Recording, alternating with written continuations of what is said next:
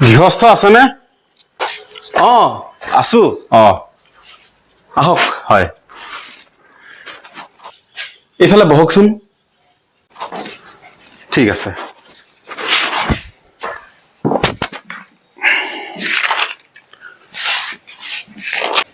কওকচোন, কাৰেণ্টৰ বিলটো নিবলৈ আহিছো। 1 মাহৰ বিল নিদিওঁতে আপোনালোকে বিল বিচাৰি ঘৰ পাইছেহি। 2-3 ঘণ্টাৰ বাবে যেতিয়া আপোনালোকে কাৰেণ্টটো কাটি ৰাখে, তেতিয়াতো আমি কাৰেণ্ট বিচাৰি আপোনালোকৰ অফিচলৈ নাযাওঁ। এই গেলা গৰমত কাৰেণ্টটো যেতিয়া আপোনালোকে বাৰে বাৰে কাটে, আপোনালোকলৈ ফোন কৰিলে ফোনটো ৰিচিভ নকৰে।